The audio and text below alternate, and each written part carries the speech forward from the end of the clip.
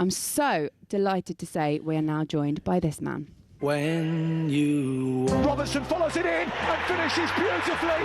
What a goal for Liverpool. What a winner.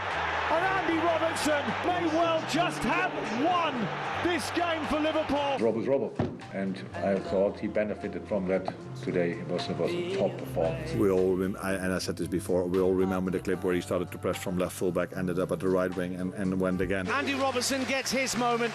He's making way for Milos Kerkez. And now the crowd stands to the Scot to salute his brilliant career as Liverpool's left-back.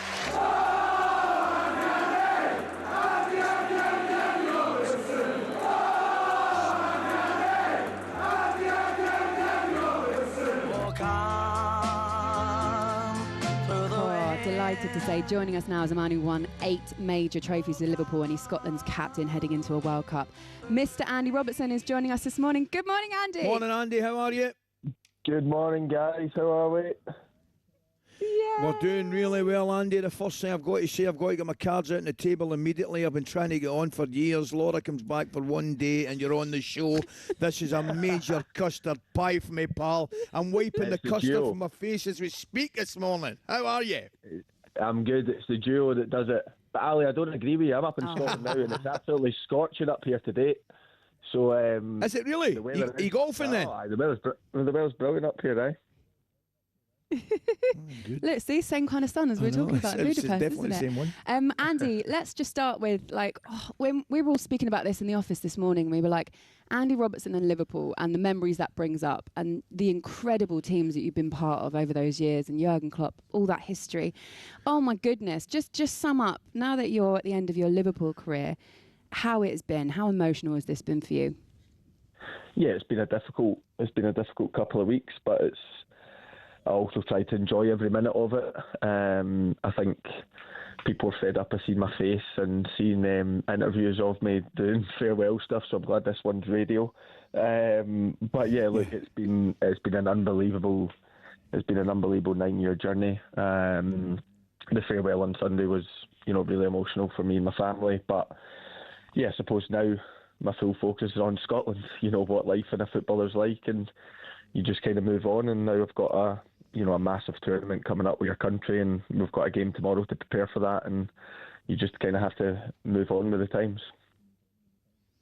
Andy, I'm dying to talk to you about Scotland, and we'll do that very, very shortly, but I want to ask you just again on the career and stint at Liverpool, because you've effectively shown what can be done all the way through your career, pal, if you don't mind me singing your praises. I mean, from all the way to Queen's Park to the United Hall, the way the whole career has been monitored and taken off, it's given everybody kind of young kids and young boys hope.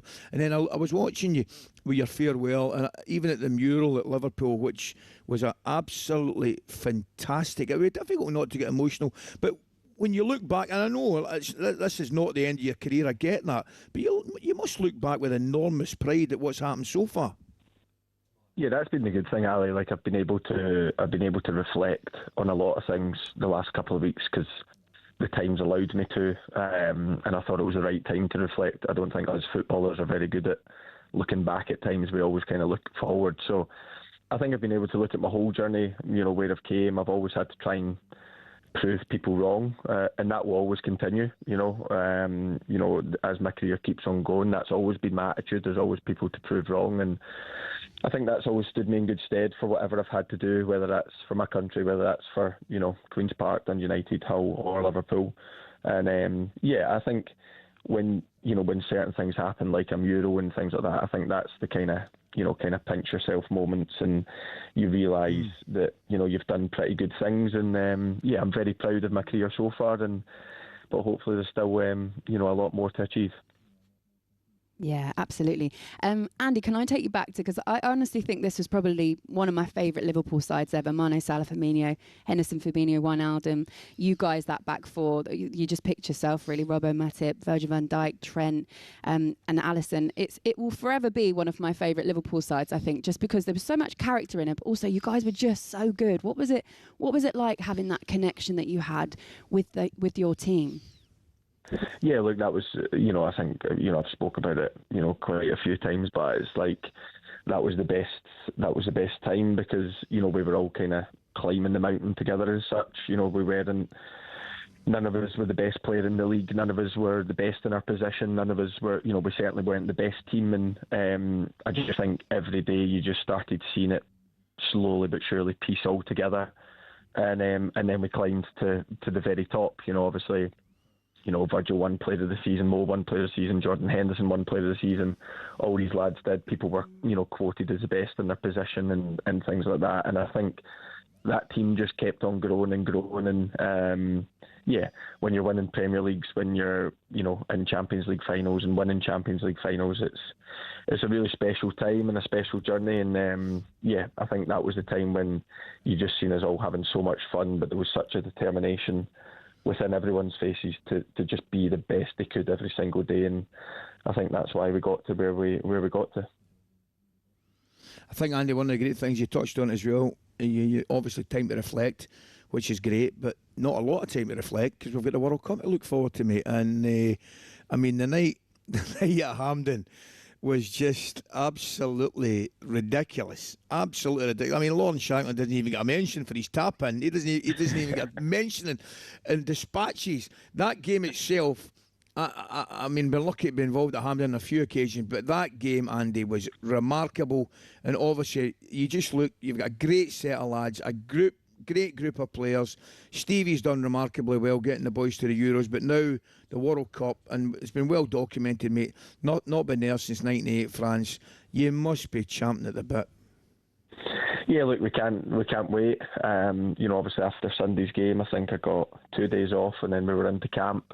We've got a game tomorrow, so everything's been a bit quick, but you can see the excitement, Alex. I mean, even when you're walking about the streets and things like that, the whole country's excited, and we've been on some journey in terms of the Scotland journey. It's been unbelievable. We've had ups, we've had downs, but that night against Denmark will go down in the history books, I think, of one of the best games at Hampden, and to be a part of that, to know how much it meant and what was at stake, and then to go and produce, like you said, Shanks doesn't even get a shout out for the goal that he scored, but he's made a career out of that. That's why he's just got his move to Rangers, because of goals like that. And that was probably one of the most important, but the other three were just unbelievable strikes, and the fact that you're involved in any kind of games, the ending with Kenny putting the ball in the back of the net, I don't think the ending of that game will ever be topped for me in my career, that's for sure, but it was just such a special night, and to know what was at stake, and for the lads to kind of produce that performance and that level of quality in terms of goals, it just made everything more special. And it's been a long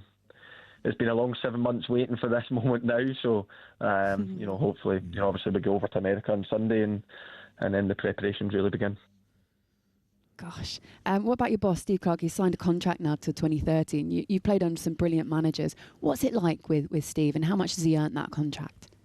Delighted for him, Laura. So happy for him. I think we've been able to create a special atmosphere in terms of within the squad, and all the lads are so close, but without him, it's not possible. And he's really created such a special atmosphere, and he's the one that deserves all the credit. And obviously the contract situation, I think everyone's glad that, especially him, I think he can put it to bed now and not get asked a million questions about it. And before the World Cup, it gives us all a huge boost, because there's obviously only one man that we want to lead us and want to lead us after the World Cup, and that's him. And to know that his future's sorted, and he's going to be the Scotland manager for the next 4 years is good for all of us. And I think he had a big smile on his face yesterday. We all know he doesn't smile too often, but yesterday he couldn't hide it. So I must have missed that, Andy. I think he's delighted as well. I think you're right, mate. I think he thoroughly deserves it. What a job he's done. Listen, I was saying to you, mate, that mural was absolutely tremendous. However, mate, you haven't made it on the back of a Scottish £20 note.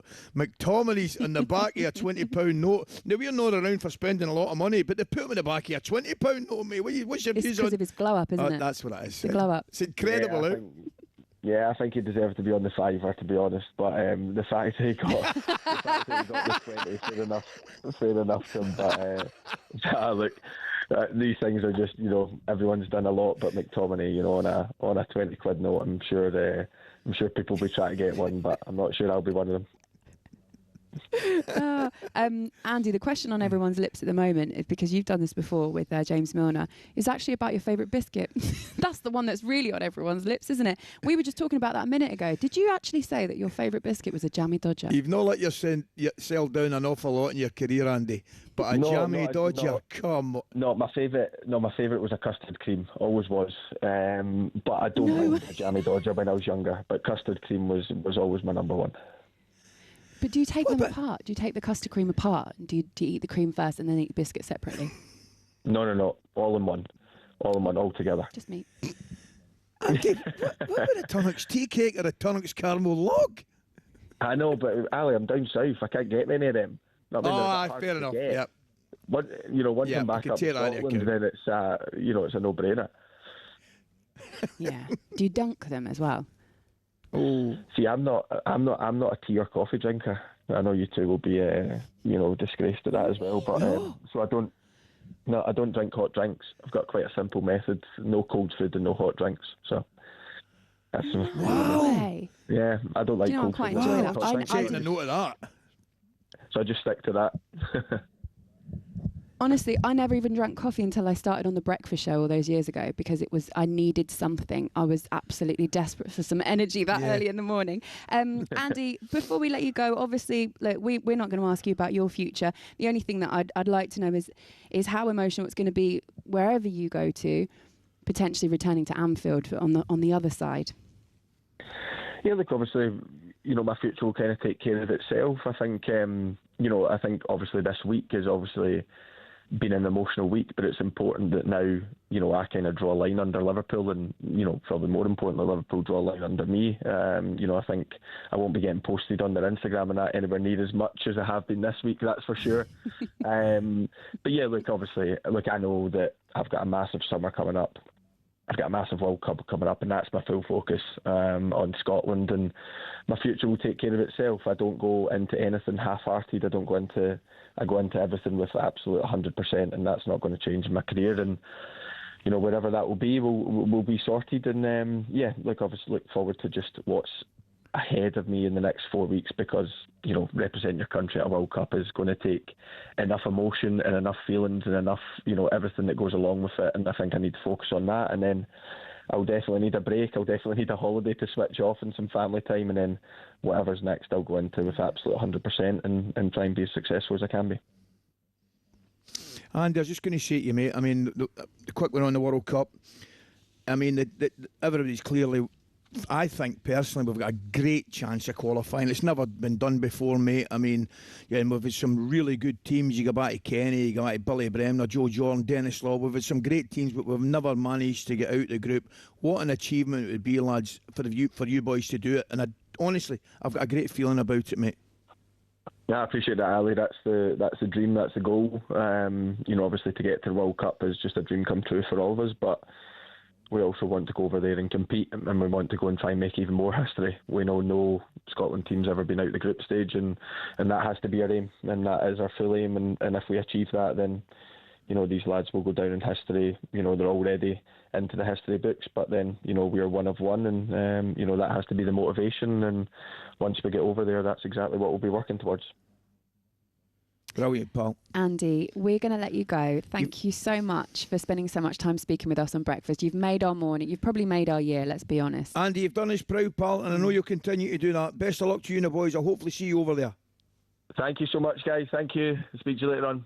Oh, thank you. All Andy Robertson there, a man that's won 8 major trophies with Liverpool. Wherever he goes, they're going to be so lucky to have him. For sure. What a brilliant guy.